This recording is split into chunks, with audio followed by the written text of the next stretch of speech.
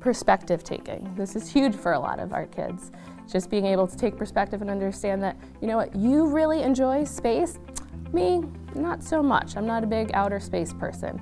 And to helping them understand that just because that's something that you're passionate about does not mean that everyone is going to want to spend the hour talking about outer space.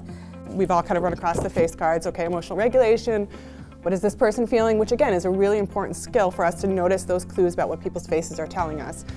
And one of the things that we'll do in group is kind of take it beyond that. We want to talk about what that context is. Well, what's the story behind it? What was going on? What was happening around it? That big picture, thinking in context to really get all of that social information. Or in the grocery store, when you're pushing the cart and someone's coming along, you typically move out of the way because you're thinking about sharing that space and you want them to have positive and comfortable thoughts about you. So it's really walking them through that. And like I said before, it's really the thinking before doing, so helping them to really increase their awareness into the thoughts and feelings that other people are having whenever we're sharing space with anyone. And then like even on this slide, you have compromising for conflict resolution.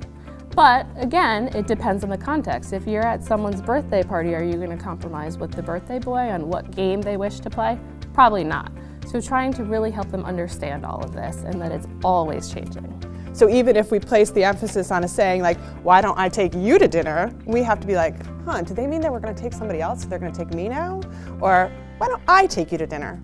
Oh, instead of the guy that you were supposed to go to dinner with. So you can see like the words are all the same, but they all have very different meanings. And we have the social intuitive thinking to pick up on that and be like, oh, that's what that person was meaning when they said that. And for a lot of our kids, that's the piece that's difficult for them to navigate, those hidden messages amongst things. But a lot of these kids, they can be very rigid and stuck in their own habits and struggle to be flexible. And this is woven throughout like each and every group. As you saw in the sample plan, we have game time, and this is typically an opportunity for them to decide on a game together. And it's always interesting because one person wants to play Who Knew, the other one wants to play Uno Attack, and they have to come to a decision together. So this is built in throughout group.